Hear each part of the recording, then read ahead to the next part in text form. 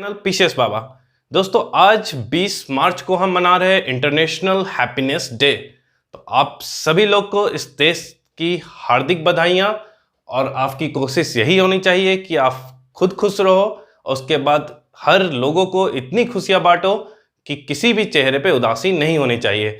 आपकी बातों से, आपकी एक्टिविटीज से हर कोई खुश होना चाहिए। ठीक है दोस्तों, तो बात करते हैं अगर वर्ल्ड हैप्पीनेस रिपोर्ट की, तो ये इंडिया के लिए बहुत अच्छा नहीं रहा। हमें बहुत कुछ सीखने की और आगे बढ़ने की जरूरत है। इंडिया का परफॉर्मेंस इसमें बहुत ही खराब रहा, जिसे हम आगे जाके देखेंगे।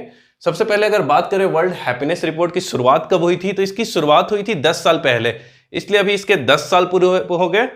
तो इस रिगार्डिंग ये आपके एग्जामिनेशन के लिए बहुत इंपॉर्टेंट है। अगर हम बात करें कि इसकी शुरुआत कब हुई थी, तो इसकी शुरुआत हुई थी 2012 से। इसे रिकमेंड किया था भूटान ने। भूटान हमेशा से हैप्पीनेस की ओर ड्रिवन रहता है, तो उसने रिकमेंड किया था, इनिशिएट किया था। भूटान के जो चौथे राजा है जिग्मे वांगचुक ने 1972 में उनका कहना था कि ग्रॉस नेशनल हैप्पीनेस जो होता है वो हमेशा ग्रेटर होता है ग्रॉस नेशनल प्रोडक्ट पे।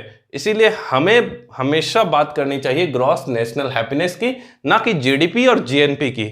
तो अगर आपसे पूछा जाए कि वर्ल्ड हैप्पीनेस रिपोर्ट इसे रिलीज कौन करता है, तो इसे रिलीज करता है UN sustainable development solution network.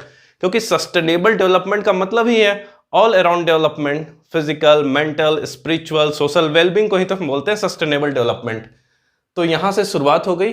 अगर आप रैंकिंग देखोगे इस साल की और इसके कैलकुलेशन की मेथड जो होती है, कैसे ये लोग रिपोर्ट तैयार करते हैं, तो इस साल की जो रैंकिंग है टोटल 146 कंट्रीज की ली गई है। ऑब्वियसली वैसे वो लेते हैं मोर देन 150 कंट्रीज की, लेकिन ये वेरी करता है। अगर किसी साल एक कंट्री पार्टिसिपेट नहीं करता है तो उसकी रैंकिंग को हम डिस्कार्ड कर देते हैं।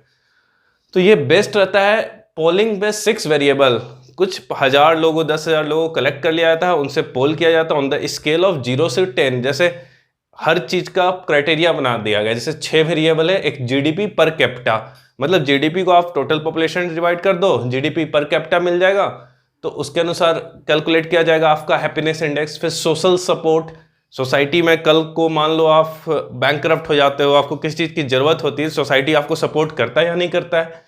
फिर healthy life expectancy at birth, आपका लाइफ एक्सपेक्टेंसी कितना है, कितने दिन तक आप जीवित रहते हो जिंदा जन्म लेने के बाद। उसका बाद फ्रीडम टू मेक चॉइसेस, आपके पास क्या सच में चॉइसेस है या फिर आपको बस थोप दिया गया है, you could not go beyond. ठीक है। उसका जेनरसिटी, जेनरसिटी मतलब आपके कंट्री में, आपके एरिया में लोग कितना डोनेट करते हैं, या फिर वेल्थ एक्यूमुलेशन पे ही ध्यान दिया जाता है। और लास्ट हो गया परसेप्शंस ऑफ करप्शन, आपके कंट्री में, आपके एरिया में कितना करप्शंस किस हद तक फैला हुआ है। तो इन सब वेरिएबल के अनुसार आपको रैंकिंग देना होता है ऑन द स्केल ऑफ 0 से 10। ठीक है। जैसे आपको बोलना पड़ेगा 0 से 10 में आप इसमें कितना मार्क्स देते हो, इसमें कितना देते हो, इसमें कितना देते हो, तो उसके अनुसार फिर टोटल जितने भी कंट्रीज है उनका रैंक तैयार किया जाता है। उसके बाद ये इंडेक्स रिलीज किया जाता है। तो इस बार जो किया गया था 146 कंट्रीज का, इसमें जो रैंकिंग था टॉप में, तो आपको पता ही है फिनलैंड, डेनमार्क, आइसलैंड ये लोग ही आते हैं। तो टॉप पोजीशन में इस बार भी फिनलैंड आ गए हैं, जो लगातार 5वीं बार आ गया है। ठीक है।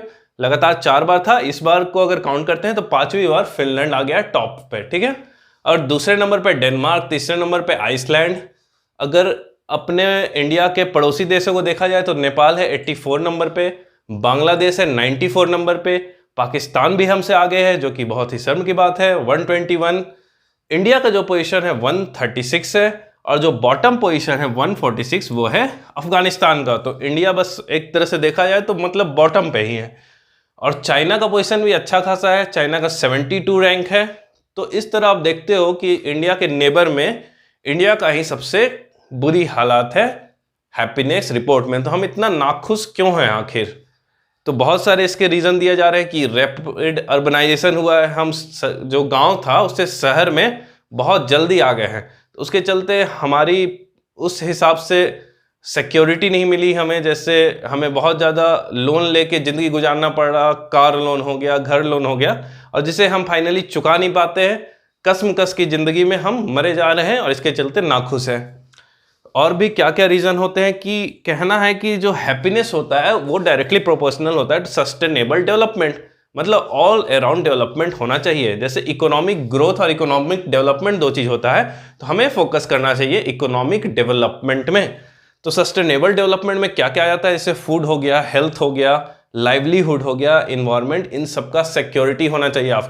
आपको इसकी गारंटी होनी चाहिए कि अगर आप अभी खा रहे हो तो कल भी आपको खाने को मिलेगा। आप अगर बीमार पड़ जाते हो तो आपको प्रॉपर ट्रीटमेंट मिलेगा। खाने के लिए खाना, रहने के लिए घर, एक ठीक ठाक आपको जॉब मिलेगी और आपको एक अच्छा इन्वायरमेंट मिलेगा ताकि आप रिक्रिएशनल एक्टिविटी कर सको।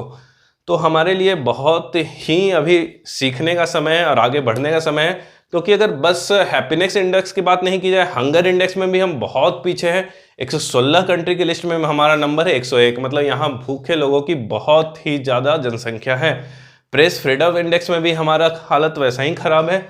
अगर एक ऑक्सफैम की रिपोर्ट आप देखो, यहाँ पे दिख रहा, ऑक्सफैम की रिपोर्ट में अगर देखा जाए तो 100 वेल्दीएस्ट, जो कोरोना क्राइसिस हुआ था, इसमें से 100 लोगों की अगर आप वेल्थ को देखो कि 100 जो टॉप क्लास है उनका जो वेल्थ उन्होंने गेन किया था, तो वो अगर अभी उसको अगर डिवाइड करो आप, तो आपको देखने को मिलेगा कि 138 मिलियन पीपल में से हर किसी को 94,000 का चेक मिल सकता है, जितना उन्होंने ग्रो किया था।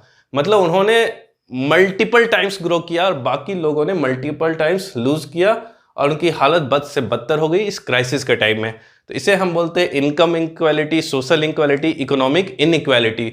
तो इन सब चीज़ों पे हमें ध्यान देना होगा। इस सबको ध्यान देते हुए एक इक्विटेबल, हर सेक्शन को इंक्लूसिव ग्रोथ लेके हमें आगे बढ़ना होगा। आज के लिए इतना ही। खुश रहो और खुशियां बांटते रहो।